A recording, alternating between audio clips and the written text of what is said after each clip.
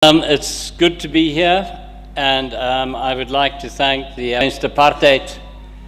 I was working for Frelimo on the other side of the lake, so I lived on the lake in Metangula, directly opposite Nkota, and in Kobwe, directly opposite Lekoma, which are the same people. It was only colonialism that chopped us into Malawi, Tanzania, and Mozambique. So I feel like I'm an honorary white Nyanja. And we used to have our own music group doing Muganda. So I'm still a fan of Muganda. It's a lovely dance and lovely music. How do I get my projection onto the screen?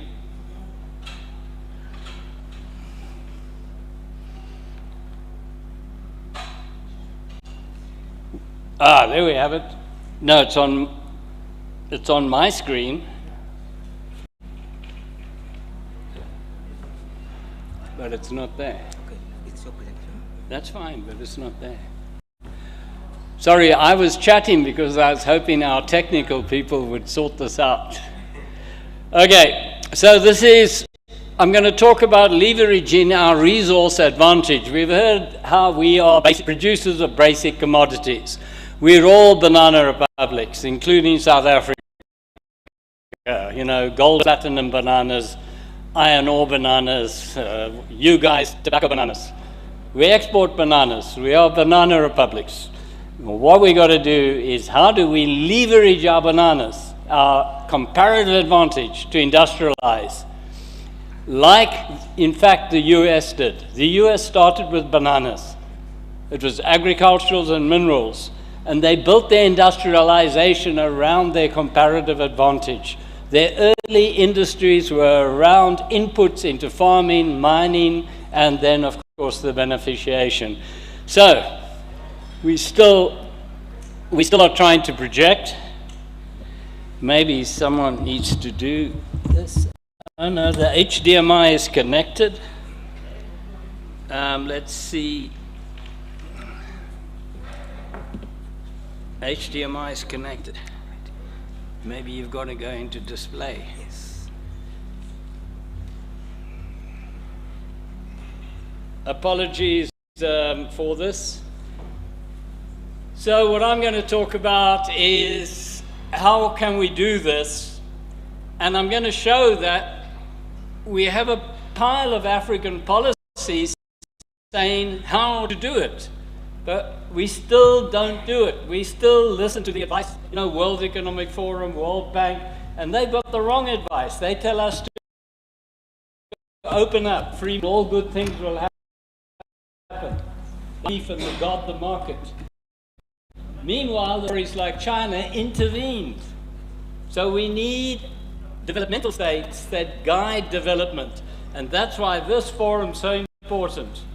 We're not doing pre-feasibility studies for state enterprises, we're doing them for the private sector. It's around guiding and controlling, like Japan did, like Korea did, China, like the Nordics, like Finland did, Sweden, and even Germany in the early days with Bismarck. Have we got it yet?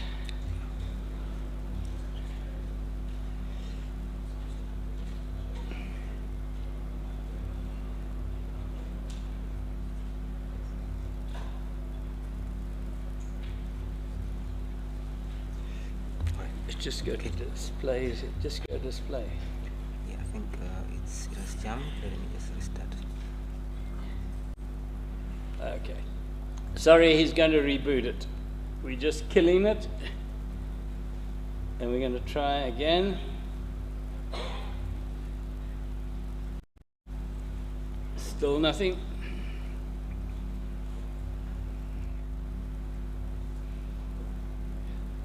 No, you still got nothing.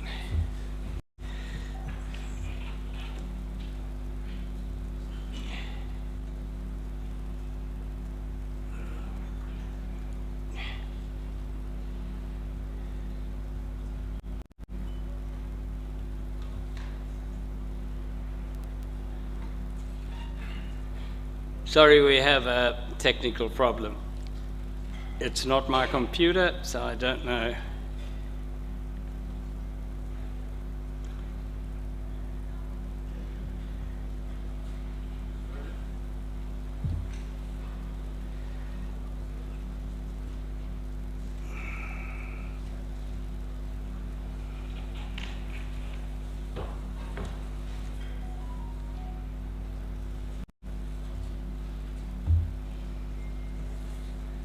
Oi, well done.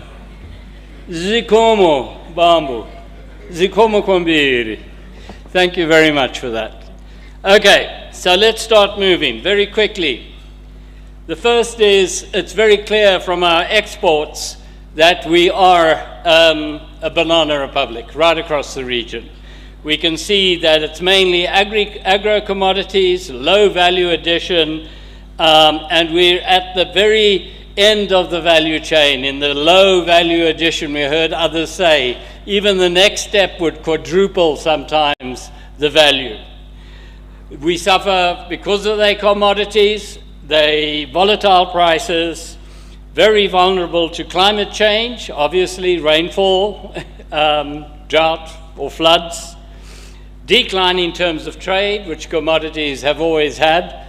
They are less and less value against a group of manufacturers. An uncertain future for tobacco, which is a poison, is a killer. It will in time be increasingly curtailed despite the addiction. And also hydrocarbons. So coal, which we have a lot of in Malawi, we are hoping for gas. They again have an uncertain future because of global warming. We need to localize these value chains, localize in Malawi and in the region, up, down, and side stream linkages, we call them. So if we then also look at who we're importing from, it's from South Africa. Zambia is high, it's not there, but it is high, and then otherwise it's China, UAE for our fossil fuels, for our petrol and liquid fuels, India, our old colonial master, UK, and others. Then if we look at our top imports, they are very widely spread, with the largest being fuel. Then there's something someone can help me with. For some odd reason, Malawi imports loads of unused postage revenue, all under paper. Number 3 in the world, below China. And this is not once off. I checked the Comtrade figures. This goes back 10 years. So if someone here knows why is Malawi's, I think it's the third biggest import, old bond stamps. You can see the definition of the code. 490700. That threw me. I hit the web, nothing.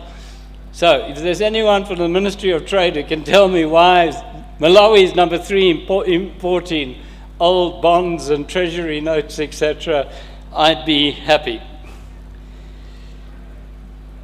I think we'd all agree with the statement that poverty in Malawi is driven by low productivity in agriculture, limited opportunities in non-farm activities, which what this is about. We're trying to use farm activities to create down and upstream manufacturing supply chain facilities, in upstream into fertilizers, seeds, tractors, plows, all of your inputs into farming.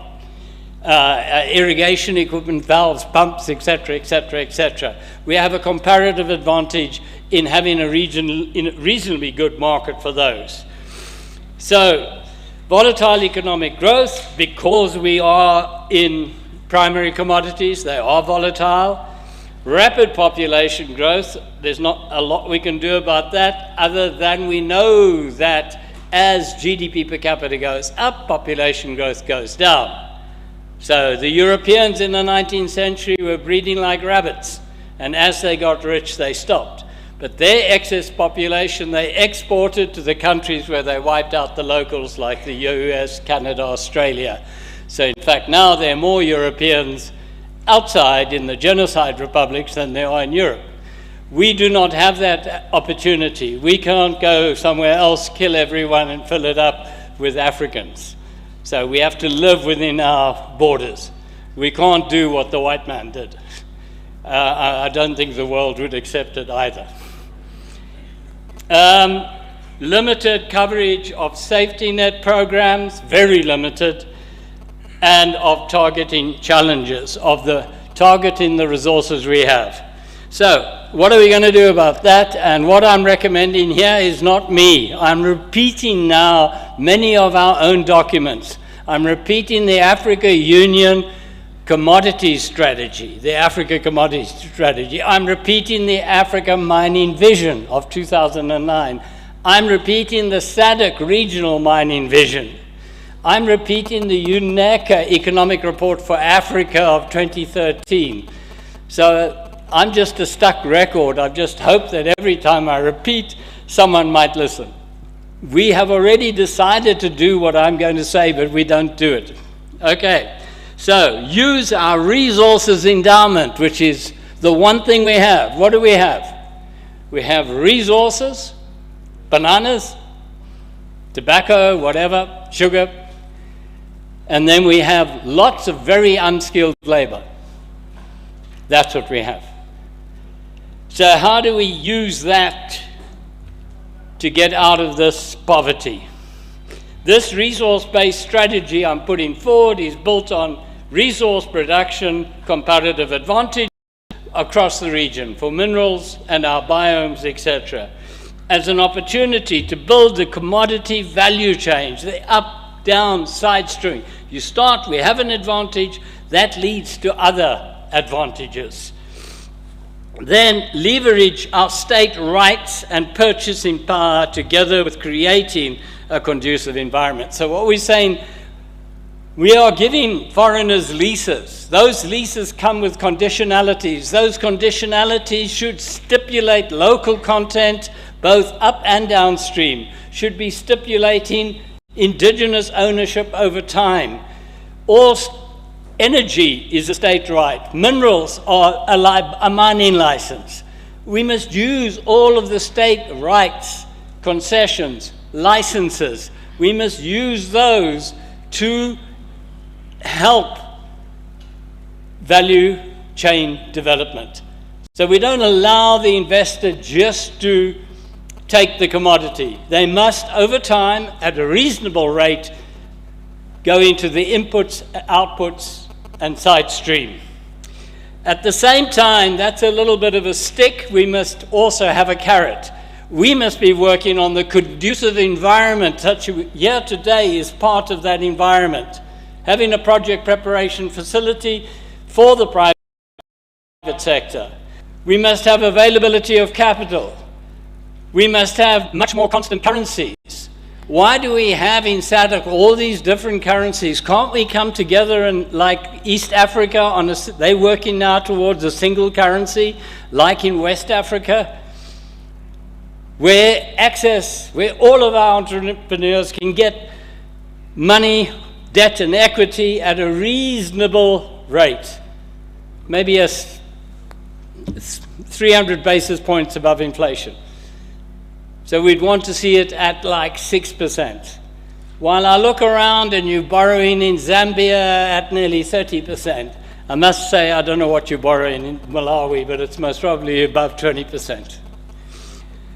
How many projects can see the light of day if capital's so expensive? Then regional integration to enhance the linkages industry's viability in terms of scale. We're too small to have a market. Mozambique's too small to have a market. Zambia's too small to have a market. So we all remain poor. But if we all joined together, we'd have a fantastic market. And leverage the scope of the inputs. Like Malawi doesn't have really good iron deposits or an iron industry. So we need to work where we do one thing, and maybe iron in Kafui could be, the Umsil Trade Kings plant in Kafui could be supplying long products to us on the Great East Road. It's not far to Chipata. Okay, So we also need to grow manufacturing and create niche human capital development competitive advantages. So we're not, like currently, bulk of our people are unskilled. But as we do this strategy, we'll create niche competencies around capital goods into bananas and then out.